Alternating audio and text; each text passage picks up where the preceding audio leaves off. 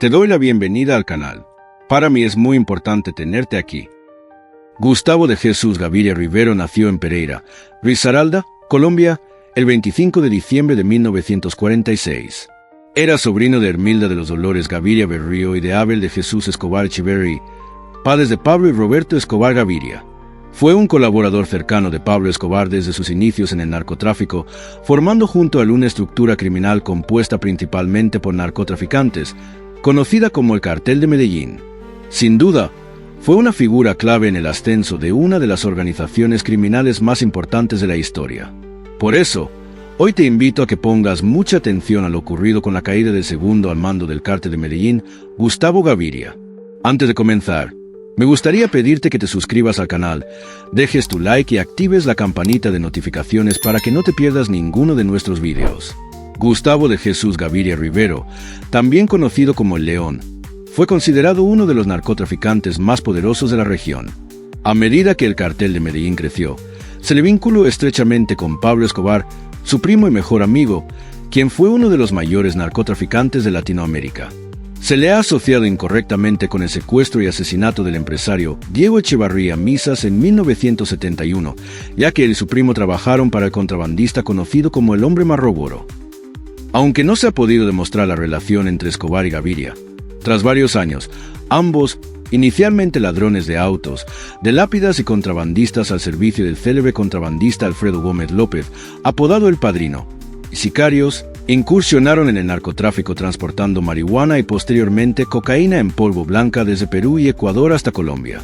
Gaviria pasó a ser el segundo en el mando del Cártel de Medellín tras la muerte de Gonzalo Rodríguez Gacha, el mexicano, en diciembre de 1989.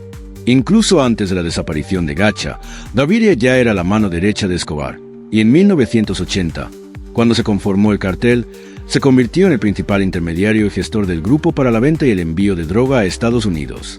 Se le reconoció como una de las figuras clave dentro del Cartel de Medellín, liderado por Pablo Escobar, siendo el principal organizador de sus operaciones ilícitas. Con el tiempo, se convirtió en la persona encargada del dinero del cartel.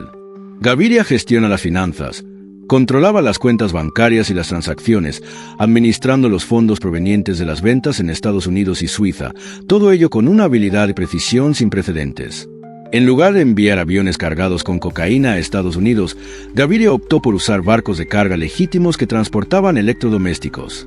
La droga se ocultaba en refrigeradores y televisores, además de mezclarse con pulpa de fruta guatemalteca, cacao ecuatoriano, vino chileno y pescado seco peruano. Los narcotraficantes incluso empapaban los pantalones de polvo blanco en lubricantes especiales. Al llegar a los químicos extraían la droga de la tela. El cartel obtuvo ganancias significativas con esta modalidad. Producir un kilo de cocaína costaba cerca de $1,000, pero podía venderse en hasta $70,000 en Estados Unidos. Los pilotos que transportaban la droga volaban solo en una dirección hacia el norte, dejando sus aviones en el océano, donde nadaban hasta los barcos que los aguardaban. Gaviria fue una figura fundamental en la expansión del crimen organizado en el sur de América, estableciendo centros de distribución de drogas en México, Cuba, Panamá, Venezuela, Ecuador y Perú. Para mediados de los años 80, el Cartel de Medellín lograba recaudar hasta $60 millones diarios. En el punto culminante de su poder, Pablo Escobar y Gustavo Gaviria controlaban aproximadamente el 80% del mercado de cocaína en Estados Unidos.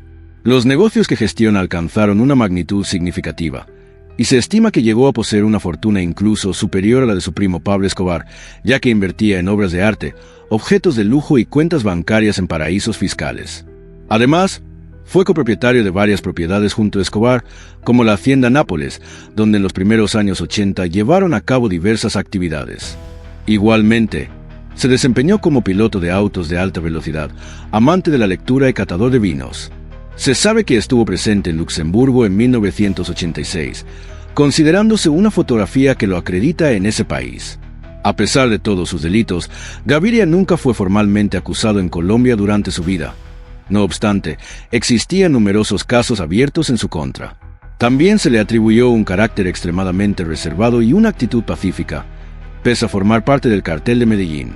Sin embargo, en una ocasión amenazó de muerte a un familiar suyo por un implante capilar que salió mal, motivo por el cual siempre llevaba la cabeza cubierta. En varias ocasiones, mostró desacuerdo con las decisiones tomadas por Escobar y otros socios. Su estrategia consistía en crear una serie de empresas legales y legítimas para lavar el dinero obtenido ilícitamente mediante sus actividades criminales. Recuerda que si te está gustando este video, puedes suscribirte, dejar tu like y activar la campana de notificaciones para que disfrutes de nuestro increíble contenido. En 19, Escobar Gaviria y otros 6 hombres más fueron arrestados en Colombia, cerca de Medellín, con 20 kilos de cocaína ocultos en la llanta de un camión. Este hecho marcó el comienzo de la leyenda de Escobar como el famoso narcotraficante colombiano. Se dice que, en ese entonces, Gaviria manejaba toda la red de asesinos encargados del narcoterrorismo. Después de esta detención, ambos permanecieron solo 3 meses en prisión, gracias a sus poderosos contactos en altos cargos del gobierno. Esto fue una clara muestra de cómo había alcanzado fama como el gran señor del narcotráfico en el país. Además, Escobar y Gaviria fueron requeridos por las autoridades de Estados Unidos y España en varias ocasiones. La relación de Escobar con personas influyentes en el gobierno colombiano le permitió expandir sus negocios y aumentar sus ganancias a través del narcotráfico. La Policía Nacional de Colombia informó el 11 de agosto de 1990 que, en el contexto de la Operación Apocalipsis, fase 2, Gustavo Gaviria fue abatido tras oponer resistencia. El enfrentamiento ocurrió en una vivienda del barrio Laureles en Medellín a las 4 de la tarde. El líder del cártel de Medellín fue abatido en solo 20 minutos.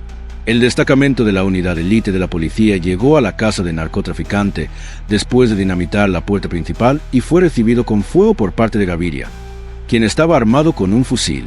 Según expertos, el resultado de la operación fue la muerte de Gaviria. La versión indica que Gaviria creyó que quienes lo asediaban eran miembros de la organización rival del cartel de Cali.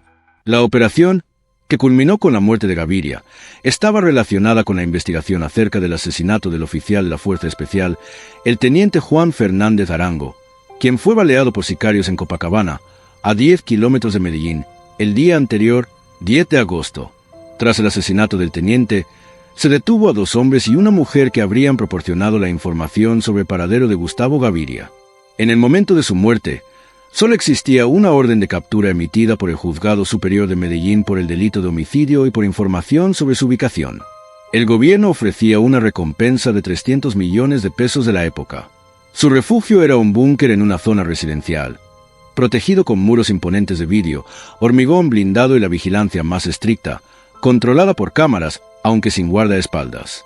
Esta información fue revisada por el periódico El País en su sección internacional.